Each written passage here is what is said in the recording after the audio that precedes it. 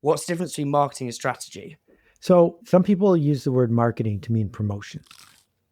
How do I get the word out about this great podcast? How do I get the word out about my store that sells donuts in Napoleon? How do I get the word out? I just got to keep interrupting people. That's promotion. Marketing is the work we do before we do the hard work. Marketing is building something like a fax machine, because you can't send a fax to yourself. So built into the fax machine is the engine of its spreading, which is the more people have fax machines, the more people have to have fax machines because other people want to send them a fax, right? Mm-hmm. So that's a strategy. When I think about brilliant marketing choices, Patagonia made the marketing choice to stand for the earth, to be the brand you buy, to prove you can afford it, and to prove you care more than everybody else. So every time they come up with a new tactic, jackets made out of recycled plastic bottles, a process where you can sell them back your used clothes, right? Every time they come up with a tactic that supports their marketing strategy, they do better. And most people I know in the food business think that being more delicious is sufficient. And it's not. You need a different kind of marketing strategy. More delicious is the cost of doing business. You have to go beyond that. What's an example of a brand that, in your eyes, that has done that, has gone above and beyond? Well, so if you name a food business that has rabid followers, I think I can tell you that the reason it has followers has more to do with the story they tell themselves about what they're buying, as opposed to whether in a double-blind taste test they could tell the difference. Yes. The thing that sort of burnt in my synapses since doing this, like our podcast conversations and reading the book, is the sort of the three levers: the status, affiliation, and freedom of fear. Like I see that, and I now sort of observe brands, and I'm like, so there's a brand over here called Bold Bean Co. Amazing brand. She's basically, Amelia, she's a good friend of mine. She's taken the commodity of beans, like not baked beans, but like beans you get in a supermarket. Dried beans, yes. Yeah, exactly. So typically in like a tinned, crappy little jar. She's put it in a glass jar. She's got all these big, like, I don't know if you guys know Nigella Lawson. She's a massive food person over here. That's elevated the status. She's done all these cool recipes. She's created this whole community around it. And then that's the sort of the affiliation. And I think you're so right. It's like the delicious is the benchmark. And then everything above that is status, affiliation, freedom of fear. And I love that. But in the book, you do sort of talk about some other levers. I think those are sort of the base. So those are like, you see that everywhere. And what are some of the other ones that say you've got those covered? Like, what are some of the other ones we could talk about? So I think you talked about luxury, convenience, and are there any food brands that sort of play into those other levers, I suppose? Okay, so let's go back to the four principles we started with, right? Yeah. Which are systems and games, empathy, and the fourth one. So, but I'm focusing on games right now. A game is any situation where there's scarcity and human beings involved.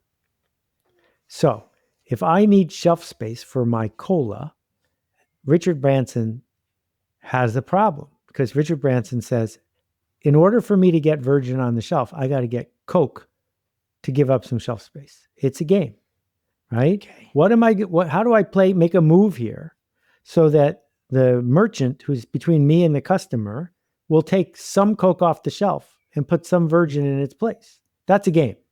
Okay.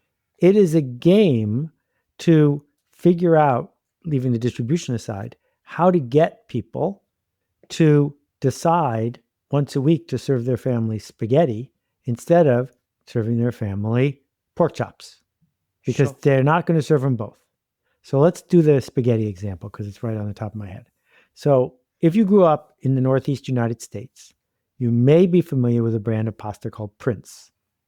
And what Prince needed to do was make it so that people didn't feel like they were poor if they served their family pasta for dinner. Because in the 1970s in Boston, if you were a working class family, you didn't want to serve the breadwinner a bowl of spaghetti for dinner. What are we, poor? Where's the meat? So what they did was they came up with a great hook, which is lots of people in their target market were Catholic. And in those days, Catholics didn't eat meat on Fridays. And that was just a given. It's Friday, we're having fish because the Pope said so. So what Prince did was they came up with a marketing strategy. And their marketing strategy is in their slogan, Wednesday is Prince Spaghetti Day. That's it. People like us do things like this. We're not having pasta on Wednesday because we're poor. We're having pasta on Wednesday because it's Wednesday. That's what we do. And so what they did, that strategy move, increased the amount of pasta consumed by a factor of 30. Because you went from almost nobody having spaghetti for dinner to a whole bunch of people having it for dinner once a week. That's a game. They made a move. And once they make the move, they can continue the move. Because now you go to a friend's house, it's Wednesday, they're going to serve you pasta, now you go home. And the more you do it, the better it So strategy strengthens the more you do it, essentially. Correct. Okay, with you. Are there any other examples of that where it, like the compounding of the strategy makes it stronger?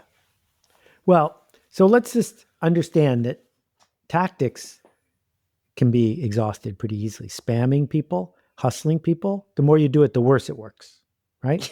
Yeah. Lowering your prices, the more you do it, the better it works until it stops working because now you're losing money and then you go out of business. Yes. So in Walmart's case, low prices is a useful strategy because they can scale, build more efficient warehouses, get better deals. The more they do it, the more they leave the competition behind. It's a strategy for them. For everybody else, it's a dead-end tactic. But let's go back to this idea of food. In the wine business, in restaurants, for a very long time, the more you raised your price, the better you did. Because if wine is a luxury good, purchased by people who can't tell the difference, someone's got to have the most expensive wine on the menu, and it might as well be you.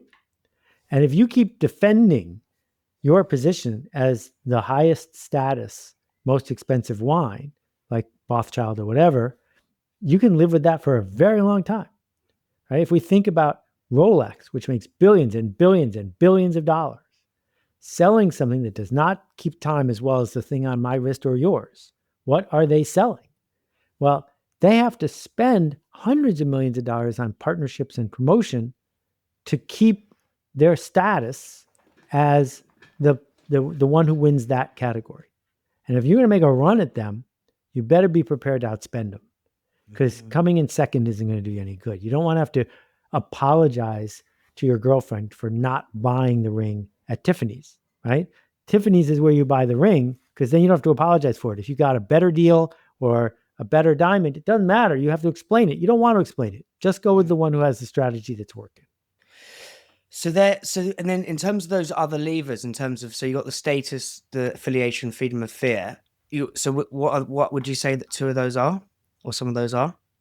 Well, there are things we do to support those, but those are pretty much all there are.